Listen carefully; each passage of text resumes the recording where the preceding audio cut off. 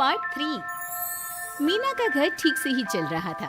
मतलब अब सास और बहू दोनों कमा रही थी, खुद की जिंदगी जी रही थी, मिलजुल कर रह रही थी। लेकिन कहते हैं ना, दुख के दिन नहीं टीके तो सुख के दिन कैसे। अरे मंगलू, कहाँ है? कितने दिनों से गांव नहीं आया माँ की खोज खबर लेने। तभी मीना आ जाती है। अरे दादी साहब, कैसे आना हुआ? बताया नहीं, हम स्टेशन आ जाते। ये बोलते हुए मीना अपनी दादी सास के पैर छूने के लिए झुकती है कि दादी सास जोर की लात मारती है। बड़ी आई, कैसे आना हुआ? मेरे पति का मकान है ये, और तेरे बाप ने क्या दिया जो तू पूछ रही है? और ये क्या पहना है? न साड़ी न सर पर पल्लू, बात बात पर जबान खुलती है। दादी सास बोलना रोक ही नहीं रही थी। मीना को गुस्सा आने ही वाला होता है कि उसकी सास आ जाती है। क्या बात है मीना, कौन चिल्ला रहा है? मैं हूँ मंगलू की दुल्हन।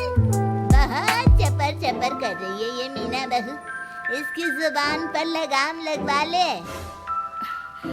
मम्मी जी, मेरी बहू है, घोड़ा थोड़ी ना है जो लगाम लगवा दूं। तभी वहाँ मंगलू यानी कि मीना का ससुर आ जाता है और मीना की सास को एक जोर का तमाचा लगा देता है। वाह, जुम्मा 2 दिन हुआ नहीं कमाना शुरू किया, मेरी माँ के सामने होशियार बन रही है। मैंने बुलाया है माँ को, ये रहेंगी तो कम से कम इस घर की औरतें औकात पर रहेगी। अरे जब से कमा रही है सर पर चढ़कर नाच रही है। चिंता ना कर मंगलू, मैं आ गई हूँ ना। दोनों को लाइन में लगा कर रखूंगी। दोनों बहू ने मेरे मंगलू की जिंदगी खराब कर रखी है। तभी वहाँ पोता यानी कि मीना का पति आ जाता है। पोता जो कि दादी का दीवाना था। दादी मुझे क्यों नहीं बताया कि आप आने वाले हैं? मैं गांव आ जाता कार लेकर आपको लेने। अरे तू तो जानता ही है, कार में बैठ नहीं पाती। पता नहीं, बहुत दिनों से लग रहा था कि तू और मंगलू परेशान है। आज मन नहीं माना तो आ ही गई मैं। देख, यहाँ आकर पता लग रहा है। क्या पता लग रहा है दादी? यहाँ तो सब ठीक है, किसी को कोई परेशानी नहीं है। क्यों माँ, क्यों मीना, क्या हो गया? इन दोनों को क्यों परेशानी होगी?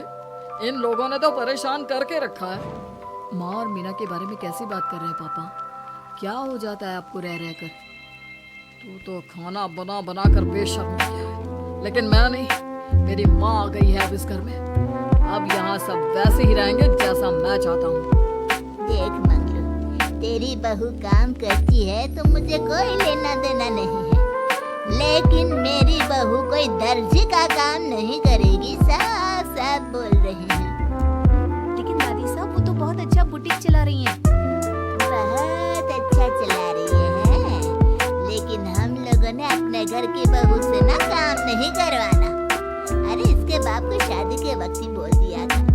और इसके बाप जिन्होंने दहेज में एक साइकिल दी थी ना, इसे हाथ जोड़कर कह रहा था, मेरी बेटी आपके घर आ गई, इससे सौभाग्य कुछ नहीं। अब देखो इसकी बेटी, बहू आ जाने के बाद सर पर चढ़ रही है मेरे मंगलू के। मीना जो कि सास की बुराई सुनकर परेशान हो जाती है। दादी सा, छोटा मुंह बड़ी बात। लेकिन क्या पिताजी ने आपको बताया नहीं? सासू माँ ने अपने पैसे से ससुर जी के जन्मदिन में कार दी थी। ससुर जी इतने साल से स्कूटर से जाते थे, अब कार से जाते हैं। क्यों ससुर जी, बताया नहीं आपने? क्यों रे मंगलू, कार ले ली तूने? मुझे तो तू पैसे भी नहीं भेज रहा। 2 महीने से कैसे कैसे दिन काट रही थी और तू यहाँ कार से घूम रहा है। आप ही सासू माँ को अपने बैंक अकाउंट की डिटेल दे दीजिए दादी साहब, वो डाल दिया करेंगे पैसे आपके अकाउंट में। क्यों सासू माँ? मंगलू यानी कि मीना का ससुर, जिसने अपनी माँ को गांव से सिर्फ अपनी बीवी को लगाम लगाने के लिए बुलाया था, ये सब देखकर जोर से चिल्लाता है। मीना बहू, चलो दादी सास आई है, ये नहीं कि खाने पीने का इंतजाम करे। अरे माँ, तू भी किन लोगों की बात में आ रही है? चल मेरे साथ मेरे कमरे में चल। ससुर अपनी माँ को लेकर कमरे में चला जाता है और दोनों बैठकर वैसे ही पंचायत शुरू कर देते हैं जैसे कोई बहू अपनी माँ से सास की बुराई कर रही हो। देख मंगलू, गलती तो तेरी ही है। जो तूने घर की जनानियों को काम के लिए बाहर निकाला। दूसरे तेरे पापा को देखा था, कभी मुझसे फालतू बोलते। अरे मरते दम तक तेरा बाप मेरी मुट्ठी में रहा है, यही सिखाया था मैंने तुझे।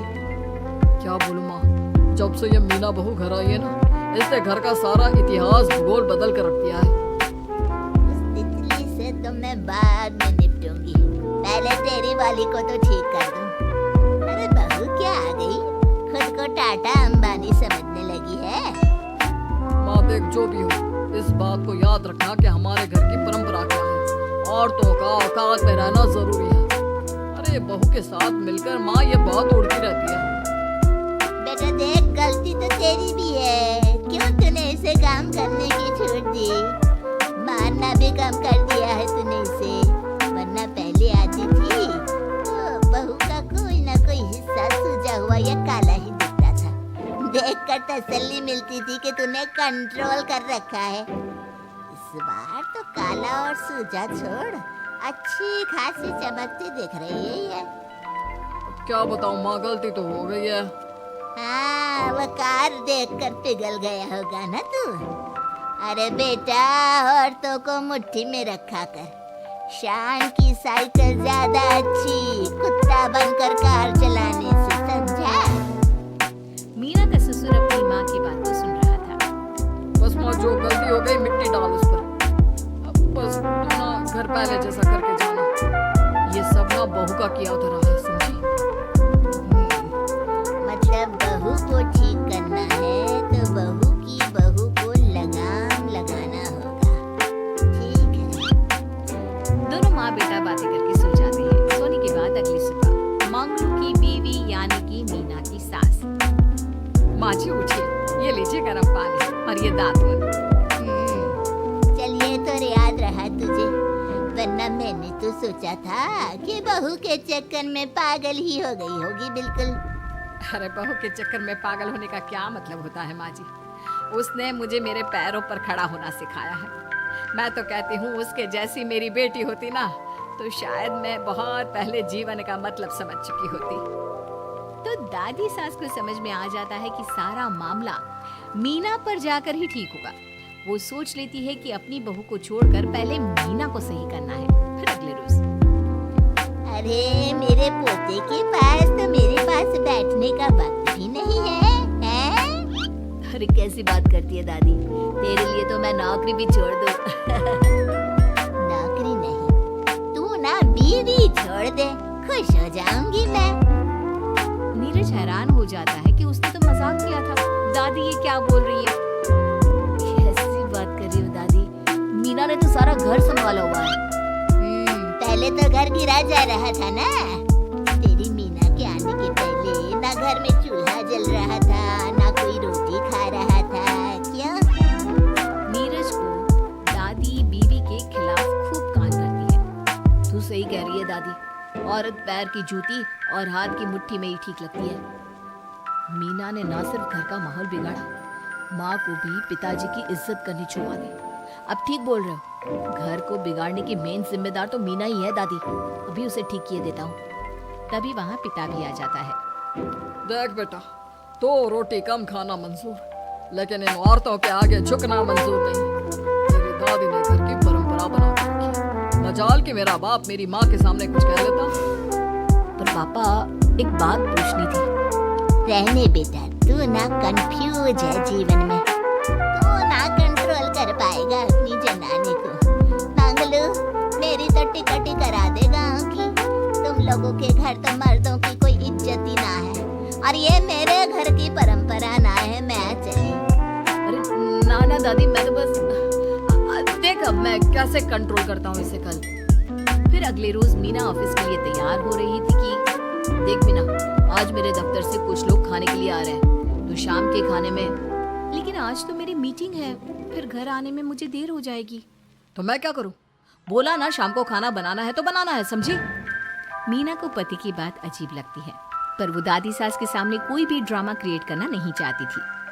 ठीक है, मैं शाम को जल्दी आ जाऊंगी। अच्छा क्या खाना है प्लीज जल्दी से बता दीजिए। पर बेटा तू तो। बहू सास को चुप रहने का इशारा करती है। लेकिन पोते को तो लड़ना था। वो मीना पर जोर से चिल्लाता है। मीना देख, ज्यादा हीरोइन मत बन। आज ऑफिस जा रही है तो जा, लेकिन सुन, तुरंत रिजाइन देकर घर आ जाना। ना मुझे तेरी कमाई चाहिए, ना ही तेरी नसीहत। आज से घर में वही होगा जो मैं चाहूंगा, समझी? अरे कैसे लैंग्वेज बोल रहे हो? ये तुम्हारी बोली नहीं है। कौन सिखा रहा है तुम्हें? तभी दादी सास आ जाती है। क्या बोलना चाह रही है बहू? मैं मुन्ने के कान भर रही हूँ, हैं? हाँ, मुझे तो यही लग रहा है, वरना हम लोगों का घर अच्छे से चल रहा था। सभी मिलजुल कर एक दूसरे को इज्जत देकर रह रहे थे। लेकिन अब तभी मीना को उसका पति जोर से डांटता है। सास बेटी बहू की लड़ाई को बर्दाश्त नहीं कर पाती। देख नीरज, बहू को डांटना या फिर बहू के साथ गलत व्यवहार, ये सब मुझसे बर्दाश्त नहीं होगा। वाह रे वाह, सारी जिंदगी जो पति की डांट और मार खाती रही, अब बहू को थोड़ी सी डांट क्या पड़ी, गुस्सा आ गया। हाँ माँ, क्या हो गया? मैंने तो मीना को कहा कि देख नीरज, मेरी बहू को कुछ नहीं कहेगा तू। ये माँ ही होती है जो अपने बेटे को औरतों की इज्जत करना सिखाती है। लेकिन कोई औरत अपने बेटे से बहू को मारना या डांटना सिखाए तो ये शर्म की बात है। मैं नहीं चाहती कि तू औरतों की इज्जत ना करे, जबकि मैं खुद एक औरत हूँ। दादी सास बहू की बात सुनकर शर्म से सर नीचे कर लेती है। सच कहा सासू माँ, एक रानी ही अपने बेटे को राजकुमार की तरह पालती है, जो दूसरी औरतों का सम्मान करे। काश दादी सास भी पिताजी को अच्छे संस्कार दे पाती। मीना की बात सुनकर दादी सास उन लोगों से माफी मांगती है। मैं समझ गई बहू, औरतों की बेइज्जती करने को घर की परंपरा समझती थी, झूठी शान समझती थी। वो सब गलत है। औरतों की इज्जत से घर में माँ लक्ष्मी और सरस्वती का वास होता है। यानी एक ऐसे घर से जहाँ शादी का माहौल है, लेकिन टेंशन और शांति इतनी कि शादी का घर किसी जंग के मैदान जैसा दिख रहा था। अरे जैसा मर्जी डेकोरेशन कर दो, पैसों की चिंता मत करो। इतना पैसा जब लड़के वालों को दे दिया तो फूल वालों को देने में मुझे क्या दिक्कत है? अरे धीरे बोलो ना, साफ लग रहा है कि फ्रस्ट्रेटेड हो। अरे तुम तो चुप ही रहो। एक बेटी संभाल नहीं पाई। सारा दिन मैं काम पर जाता था, सोचता था घर पर बच्चों को अच्छे से संस्कार मिल रहे होंगे, लेकिन नहीं, मैडम को तो अपनी किटी और फैशन से फुर्सत मिले तब ना। माँ चुपचाप वहाँ से चली जाती है।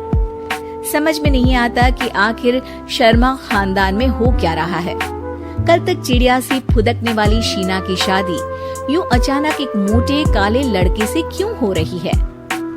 शीना कमरे में हाथ में गुड़िया लिए बोलती है, मेरे साथ जो हो रहा है ठीक हो रहा है। तुम तो सब जानती हो, साहिल मेरे लिए भगवान है। अब जब वो ही नहीं मिला तो फिर कोई भी हो, जिंदगी ही तो जीनी है, जी लेंगे। बाहर शीना की बुआ किसी से बात करती है।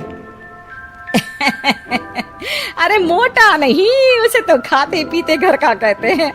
अब ओबेरॉय का नाम भी किसी को बताने वाली बात है।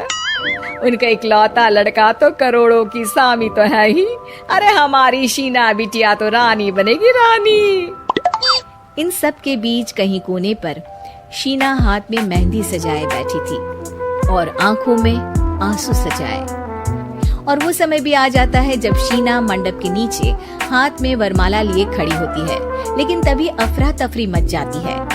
कोई कहता है, अरे लड़के की माँ को हार्ट अटैक आ गया। अरे अच्छी खासी थी, कैसे हो गया? अरे कहते हैं ना, किसी किसी लड़की के पैर अच्छे नहीं होते। हो सकता है कि मनहूस है ये लड़की। शीना पास खड़ी सब सुन रही थी। फिर शीना अपने कमरे में आ जाती है। शादी ये कहकर नहीं होती कि लड़की मनहूस है। अब लगातार शीना के लिए लड़के देखने आते, लेकिन आस पड़ोस या किसी के कहने पर शादी हर बार टूट जाती। लेकिन एक दिन, अंकल, मैं काफी दिनों से आपसे मिलने की कोशिश कर रहा था, लेकिन हिम्मत नहीं हो पा रही थी। अरे बेटा, हिम्मत तो हमारी टूटी पड़ी है। वैसे कौन हो तुम? अब मेरा नाम साहिल है अंकल। मैं शीना से प्यार करता हूँ और उसी से शादी करना चाहता हूँ। अरे अब तो किस जात के हो ये भी मायने नहीं रखता। बेटा, मेरी बेटी मनहूस है। ये सब कहते हैं कि इसीलिए उसकी शादी नहीं हो पा रही। अगर तुम शादी करने को तैयार हो तो ठीक है। शीना की शादी साहिल से हो जाती है। अगले दिन साहिल की माँ का देहांत हो जाता है और एक बार फिर लोग शीना को अपशकुनी कहने लगते हैं। अरे खा गई दीदी को ये। अरे क्या जरूरत थी साहिल किसी मनहूस को घर लाने की। पर बुआ, माँ की तो तबीयत पिछले कई साल से खराब थी। डॉक्टर्स ने जवाब दे दिया था। क्या पता ये भी उनका सौभाग्य हो कि वो बहू का मुंह देख पाई। अरे बहू का मुंह देख पाई या ये कह लो कि बहू का मुंह देखते ही स्वर्ग लोक सिधार गई। खैर हमें क्या, घर तुम्हारा है, हम तो चले। अब शीना को खुद पर ही शक होने लगता है कि कहीं सच में वो अपशकुनी तो नहीं। साहिल, हम दोनों की शादी नहीं हुई होती तो अच्छा था। देखो ना कैसे पहले मेरी शादी टूटती थी और अब तुम्हारी माँ भी। अरे ऐसा कुछ नहीं होता शीना, अपशकुनी वगैरह कुछ नहीं होता। ये सब तो ईश्वर के खेल हैं। वो शादी तुम्हारी इसलिए टूट गई क्योंकि तुमको मेरी पत्नी बनाना था और माँ का जाना तो तय था।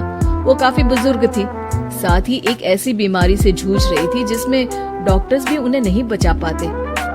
शीना साहिल की बात सुनकर तसल्ली कर लेती है और वहाँ से चली जाती है। अगले दिन शीना, अरे ओ शीना। क्या हुआ? उफ, कहीं फिर मेरी वजह से कोई नुकसान? अरे नहीं नहीं शीना, तुम जानती हो जिस प्रॉपर्टी के केस को हम बरसों से लड़ रहे थे उस पर फैसला आ गया, वो भी हमारे हक में। अब हम करोड़पति हो गए शीना। शीना शांत रहती है। अरे क्या हुआ?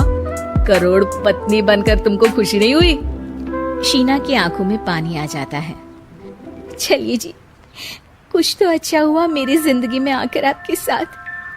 साहिल शीना को गले लगाकर कहता है, मेरी नई नौकरी भी तुम्हारे ही आने से लगी। ये प्रॉपर्टी का केस जीता, सब कुछ तो तुम्हारे आने के बाद ही हुआ।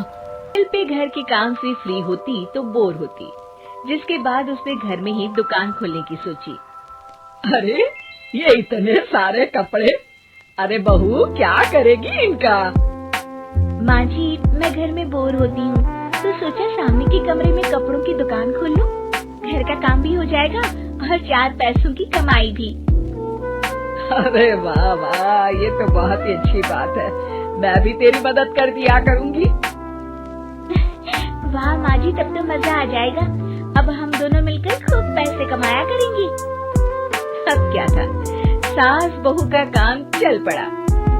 एक दिन, अरे राकेश की माँ, सुनती हो? कहाँ चली गई? भूख के मारे पेट में चूहे कूद रहे हैं। अरे नंदिनी, कहाँ हो? भूख लग रही है। पापा कहाँ है माँ? पता नहीं बेटा, भूख लग रही है। आज तो किसी ने चाय भी नहीं पूछी। तभी सास बहू घर के अंदर ढेर सारे सामान के साथ आती हैं और वो भी हंसती हुई। अरे वाह बहू, ये तो बड़ी अच्छी मार्केट दिखाई तूने। बड़ा ही सस्ता सामान था। हाँ माँ जी, और ये सामान हम डबल पैसों में बेचेंगे, मजा आ जाएगा। अरे बहू, भूख लग रही है, कुछ खाने को दे दे। माँ क्या बात है, आज किसी ने पापा को चाय भी नहीं दी? अरे बेटा, अब 40 साल में तेरे पापा ने क्या चाय बनाना भी नहीं सीखा? अरे बेटा रहने दे अब इस बहस को। तुम लोगों ने वैसे बनाया क्या है? बहू परेशान हो जाती है और सास को अकेले में लेकर जाती है। माँ जी, आज तो हम लोगों ने खाना ही नहीं बनाया। अरे बेटा, बाहर के छोले भटूरों से पेट इतना भर गया कि याद ही नहीं रहा कि घर में ये लोग भी हैं खाना खाने के लिए। अब क्या किया जाए? तभी घर में एक महिला आती है। जी वो सुना है आप लोगों की यहाँ साड़ी बिकती है, जरा दिखाएंगे क्या? हाँ हाँ, क्यों नहीं। माँ जी, आप इन्हें साड़ी दिखाइए, मैं तब तक पिताजी और इनके लिए खाने का इंतजाम करती हूँ। सास उस औरत को लेकर सामने वाले कमरे में चली जाती है जहाँ उन लोगों ने दुकान खोली थी। वहीं बहू भी किचन में चली जाती है। अब इतनी जल्दी क्या बनाऊं? पापा जी तो खाने के लिए भी बैठ गए हैं। आइडिया, मैं खाना बाहर से ही ऑर्डर कर देती हूँ। थोड़ी देर में खाना आ जाता है और बहू टेबल पर खाना लगा देती है। हे भगवान, कितनी कड़वी दाल बनाई है बेटा। नहीं नहीं पिताजी, वो क्या बात है नंदिनी, रोटी तो चबाई ही नहीं जा रही है, लग रहा है रबड़ खा रहा हूँ। एक तो इतने महंगे होटल से खाना मंगवाया और वो भी इन लोगों को पसंद नहीं आया। तभी सास नोट गिनती हुई बाहर आती है। वाह माँ जी, बड़ी कमाई हुई लगती है। हाँ, मैंने वो 2000 वाली साड़ी 3000 में बेच दी। अरे वाह माँ जी। दोनों सास बहू बहुत खुश हो जाती हैं। मेरे पेट में ना बेटा जोर का दर्द हो रहा है। अरे माँ, क्या हुआ? पेट में दर्द? बाहर का कुछ खाया था क्या? मैदा तो नहीं खा लिया? मैंने छोले भटूरे खाए थे। माँ, क्यों खाए? आपको तो पता है कि आपको मैदा सूट नहीं करता। चलिए माँ को डॉक्टर के पास ले जाते हैं। तभी अंदर से पापा की आवाज आती है। हे भगवान, मेरा तो पेट खराब हो गया। सब पिताजी के पास जाते हैं। पिताजी, आपको क्या हुआ? खाना बासी था शायद। अरे पिताजी, नंदनी जानती है कि बासी खाने से आपकी तबीयत खराब हो जाती है, तो वो ऐसा क्यों देगी, है ना नंदिनी? वो खाना मैंने बाहर से ऑर्डर किया था। मैं और माँ दुकान का सामान लेने गए थे, इसलिए खाना नहीं बना पाए। क्या नंदनी, दुकान के चक्कर में तुमने तो सारे घर का हाल बिगाड़ रखा है। चलो अब माँ और पापा को लेकर अस्पताल चलते हैं। अस्पताल में जाने पर डॉक्टर कहते हैं, हाँ, इन दोनों को तो एक दिन के लिए एडमिट करना पड़ेगा। क्या? क्यों? पेट ही तो खराब है ना। हाँ, तो घर ले जाइए ना, अगर लग रहा है कि कोई बड़ी बात नहीं है और हम सिर्फ पैसा कमाने के लिए इन लोगों को एडमिट कर रहे हैं। नर्स, जरा इन लोगों को बिल तो दे देना। चलिए मैं आप लोगों को पैकेज समझा देती हूँ। जब बहू के हाथ में बिल आता है, हे भगवान, 60,000 रुपए! इतना तो मैंने कमाया भी ना था। अब समझ गई कि कमाई के चक्कर में घर के लोगों की सेहत के साथ मैं